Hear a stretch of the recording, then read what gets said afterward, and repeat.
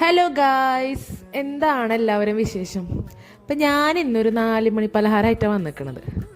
നമ്മൾ അടുക്കളയിലുള്ള എല്ലാവരും അടുക്കളയിലുണ്ടാവണ കുറച്ച് ഐറ്റംസ്, ഒരു 4-5 ഐറ്റംസ് വെച്ചിട്ട്, 4-5 ഇല്ല, അത് വെച്ചിട്ട് നമുക്കൊരു അടിപൊളി 4 മണി പലഹാരം ഉണ്ടാക്കിയാലോ? എന്ത് നോക്കിയിരിക്കണ്? 2 പഴം എടുത്തിട്ട് വാ, എന്നിട്ട് നമുക്കത് സെറ്റാക്കണ്ടേ? ഞങ്ങളിവിടെ എന്ന് പറഞ്ഞാൽ എൻ്റെ വീട്ടിലിട്ടാ, എല്ലാവരും ആരും എനിക്കറിയില്ല. എൻ്റെ വീട്ടിൽ ഈ നേന്ത്രപ്പഴം, ഏത്തപ്പഴം, അത് കഴിക്കുന്നത് വളരെ കുറവാണ് ഗൈസ്, വളരെ കുറവാണ്. എനിക്കൊന്നും ഇഷ്ടമല്ല, അത് ഇവിടെ ആരും കഴിക്കില്ല. അങ്ങനെ ഇൻ കേസ് നമ്മൾ എന്തെങ്കിലും ഒരു ആവശ്യത്തിന് ഇത് മേടിച്ച് കഴിഞ്ഞാൽ തന്നെ ഇത് ആ ഒരു ആവശ്യം കഴിഞ്ഞ് ബാക്കി പഴം അവിടെ ഇങ്ങനെ തൊലിയൊക്കെ കറുത്തിരിക്കും.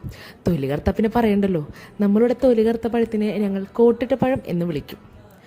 അപ്പോൾ ഈ ഒരു റെസിപ്പി കണ്ടപ്പോൾ ഞാനിത് ട്രൈ ചെയ്ത് നോക്കിയപ്പോൾ കൊള്ളാല, പഴം കഴിക്കാത്ത പിള്ളേരൊക്കെ ഉണ്ടെങ്കിൽ നമുക്കിതുണ്ടാക്കി കൊടുക്കാം. അവർക്കറിയില്ല ഇത് പഴമാണെന്ന് അവർക്കറിയാൻ പറ്റില്ല, കാരണം അത്ര ടേസ്റ്റാണ്. കുറച്ച് റവയും തേങ്ങയും പഞ്ചസാരയും പഴം ഉണ്ടെങ്കിൽ സംഭവം സെറ്റാണ്. ഇതിങ്ങനെ ലാസ്റ്റ് ആ നെയ്യിലൊന്ന് ഷാലോ ഫ്രൈ ചെയ്തിട്ട് നമ്മളിങ്ങനെ എടുത്തിട്ട് ഇങ്ങനെ പൊട്ടിച്ച് കഴിക്കൂലേ, കിഡും ഐറ്റമാണ്. എല്ലാവരും ട്രൈ ചെയ്ത് നോക്കാം. അപ്പോൾ